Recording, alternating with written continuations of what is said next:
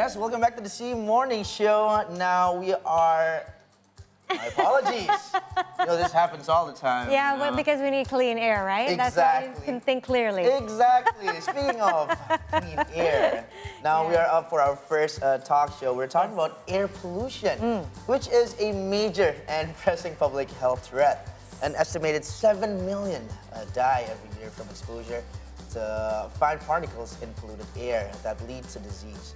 There are various causes of air pollution, such as vehicle emissions, garbage burning, and also industrial emission. Well, we have plenty of that in Jakarta. Oh my goodness. However, community Bicara Udara has made it their mission to raise awareness on air pollution among Indonesian youth. And joining us today to elaborate on what Bicara Udara does, our community specialist Primadita Rahma and Biru Voices 2022 member Najma Amalia. Good morning.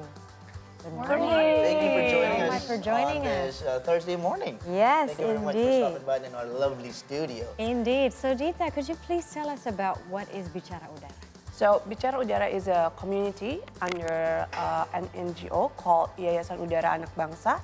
So we are educating active citizens of Jabodetabek specifically to learn about air pollutions and like how we can tackle it together. How easy or difficult to convince the public about this important issue? Because as a Jakartan, oh my goodness, Dita, every morning, right? Every morning, I live in an apartment on the 19th floor. It's very rare, especially nowadays post-pandemic, that we see clear blue skies, clear air. You see smog everywhere. Smog every single day. So how easy or difficult is it to convince the public, hey guys, we need to change here?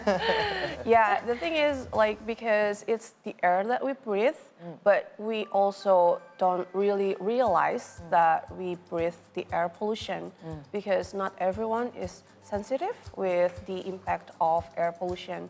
For example, myself is very sensitive. Like I got cough easily. I used to not living in Jakarta, so when I come back to my hometown and then come back here to Jakarta, then I will get cough for 2 weeks. My goodness. But for people who are insensitive with air pollution, usually they don't really have the feelings or experiences of air pollution. So that's how.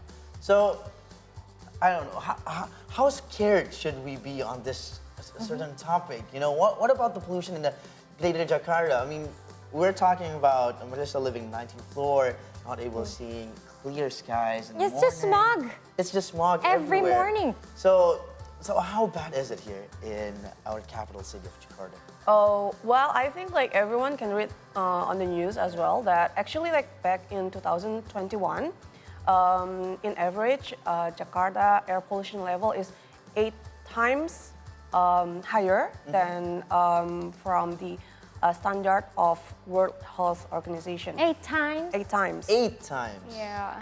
And on 2nd May this year, Jakarta got achievement as the worst air pollution in the world. Even on Idul Fitri holiday, where we thought that we don't have a lot of vehicles here in Jabodetabek, the air pollution is still high. Yeah, because it's coming from the factories, right? Yes, many causes of air pollution. What is the cause of air pollution? The main, maybe top 3 causes? The main ones are actually the transportation vehicles. But the thing is, pollution is transboundary, and so many causes, many coal-fired power plants are around Jakarta. So with the wind and pressure, then pollution coming to the Jakarta. To the middle of the city. So Najma, you are the Biru Voice for 2022 or 2023? 2022. 2022. So tell us, what is Biru Voice and why? What was the reason that made you feel like, hey, I need to join this movement right now, this campaign right now? Okay, so Bureau Voices is actually a program where we search for clean air ambassador through universities all around Indonesia. And there's only 10 members of Bureau Voices. Oh. But last year we had 11. Right. So it's around 10 and 11 from all around Indonesia. And what do we do there and why did I join is because, well, my major is in law and I'm from President University, by the way. So if my friends are watching this, hello. Shout out Hello, President President University. Hello, this is your friend Najma. Mafira is also a law graduate, right? Oh, Mafira is one yeah. of the, I think, one of the mentors of Beautiful Voices. Yeah, exactly. And so I'm majoring in law and I take international law as my concentration. And I think environmental law is really interesting and it needs more attention, especially in Indonesia. There's a lot of environmental crisis. And for me as Generation Z, I think I need to care more about my environmental if I want to have healthy environment in my era and in my younger generation. Yes. So I need to start caring about it now. And I think air pollution is a very interesting issue right now because people actually ask a lot of stuff like who's actually responsible for air pollution. Well, it is my generation and actually everyone because it's a fundamental need for everyone.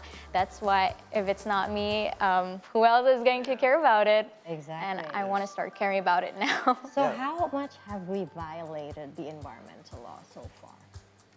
Pretty much, actually. What was, because, you know, when you talk about environmental law, I'm thinking like, oh my, yeah, I don't know anything about the environmental law. So what are the laws that we have violated related to the environment that we need to Yeah. start abiding?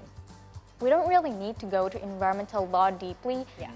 We just need to see the our continental law, 1945. Right. Okay. That's there we had our human rights law, our fundamental law, where we had the right to live in a healthy environment. And I think breathing clean air is one of our fundamental right as Indonesian citizen to breathe clean air. So- So starting from that. So if you want to do some action, you can start by joining Beautiful Voices, Yeah. right? So anything specific that Beautiful Voices is doing right now, which aims to foster a sense of concern among the young and turn them into campaigners for clean air. You were inspired to join this program because of what you told us earlier. But is there anything that you're doing specific right now for Beautiful Voices later this year? Well, yeah. For the current progress, I'm doing a research with one of the university in the United States. But before, we did collaboration with brands in campaign. Ooh, which yeah. brands? A lot. Right. Yeah, either it's from beauty brands or technology brands. Right. Yeah. Why do you aim beauty brands and technology brands? And how can they actually support this movement to actually make a huge impact on the situation, the air situation in our country? Well, actually, they reach out to us. They do. So yeah, I think like many brands or companies or even like institutions, organizations start to believe that we have to voice out the clean air campaign together. Yes. And so many brands ask for like how they can help our campaign, like supporting the marginalized communities, for example, because some of the impacts like are very bad for them, and because they don't have like knowledge, like perhaps we know we learn from the apps or like any news, but marginalized communities don't really get those exposure. When you So- talk about marginalized community, could you please tell us more in detail about that? I mean, who are these people and what sort of negative impact are they facing because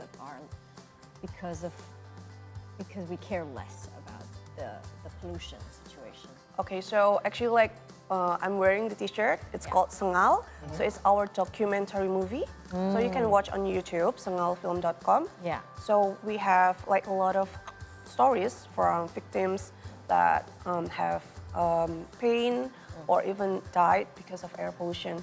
So we like to campaign their news, their stories, and like the family stories. And brands came to support these communities. Yes, we're all talking about action here, right? Yes. So now, could you give us a short rundown of this year's Beautiful Voices? What will be the first step participants take, and how many mentors have joined? Okay, so actually, Bureau Voices have three main programs. First, it's boot camp, 5 days, 5 days. We learn about campaign, air pollution 101, and then public speaking. Najma can tell more about that. And then second, in September, we have Clean Air Day. So we ask Bureau Voices members to create campaigns in their schools or in their communities, and then they will get paid internship experiences. So they will have experiences to get to know the mentors, like from startup founders, people from sustainable business, and also NGO and also government. That's So it's the whole experience to create like young to voice out clean air. Yeah, and what was your experience, Najma, when you joined this campaign, Bureau Voices? Tell us about it. So, well, in my batch, I need to make like a personal campaign. Right. And I campaign about, since I love to run, my passion is running. I always run 5 kilometers every No day. wonder you look so Ooh. fit. Thank you. That's probably why.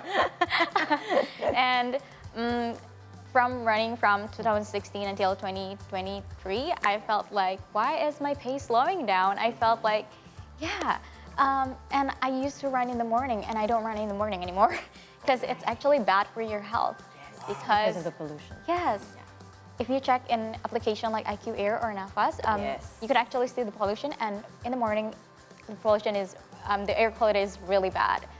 So yeah, I campaign about that. I raise awareness that air pollution could impact your performance in running and could lower your pace. Yes. So yeah, I'm sharing information and educating to people who love to run or bike that the best time to run is like from 3 p.m. to That's 6 actually the p.m. best time to run. Yeah. Because Yeah. there's much less Yeah. pollution because Yeah. the wind has taken. Yeah. Yeah, and in the evening it's actually best time to yeah. It's actually better than the morning. Yeah. Wow, if you want to run in the morning, run at 3 a.m. There's no cars. Yeah, that's But true. that's not. But sometimes the pollution is already there, man. Oh, really? Well, you know, when we come to the office for the morning show, it's foggy. It is. You notice, like outside is foggy. But that was her experience, Yes, right? yes. Marissa, do you want to ask something? Oh yeah, no, but it's okay. It's gone now. So that was your experience, but from the youth that have participated from this event, what are your expectations from them? My expectation is that this young generation and candidates are able to help us to increase the society awareness regarding the importance of clean air and their fundamental right itself that they deserve to breathe clean air, and also the significance or importance of clean air in their daily life. And I'm still very interested because you know that your T-shirt Sangal, you spoke about the marginalized communities and how they've been impacted by air pollution, but the impact actually also goes to other sectors, like economically, and also there is really concrete science behind it that you also expose in your film. Could you tell us more about that? So the latest program of Bicara Udara is we're doing some kind of research and reporting, like the analysis of. So we talk with the Minister of Health himself, with the Association of Pulmonologists of Indonesia, Good. because we found that there are a lot of burden in government expenses regarding the increasing number of patients that have respiratory diseases caused by air pollution. Wow. It costs us actually 18 trillion. 18 Wow. trillion every Yes. year Yes. to sort out this problem. Yes, I mean, to sort out the in impact of the accumulative. problem. Yeah. Okay. So that is why, like, eventually the Minister of Health make it one of the important issue that we will tackle. Because yeah, like as you said, that 18 trillion is a big number, and it will affect our economics as well. Yeah, you can allocate that money to something else, actually, more useful Exactly. programs for the citizens as well, rather than, you know. So I think all of us should watch Sangal. Absolutely. If you have not. So just the last one, Go on. before we wrap things up. This is really an interesting topic. We need to be more aware about this. I think we all have the right to breathe clean and fresh air. Oh, absolutely. It right? just, it's as simple as improving your mood. Yeah. When you breathe clean air, it improves your mood Yeah. immediately. And when you wake up and see smog, you're like, oh my gosh, I this is know. so... So the big question is, how could we reach at least just a standard level of clean air here in Jakarta, Indonesia, or just around Indonesia?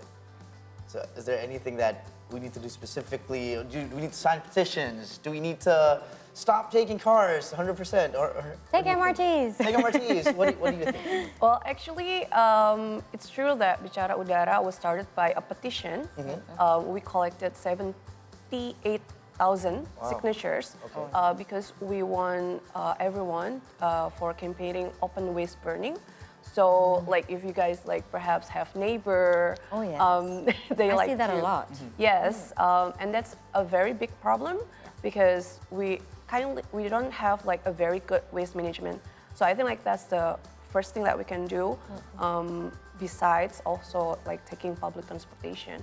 But I think public campaign and public awareness is very important. That is why we have Bureau Voices as well. Yes.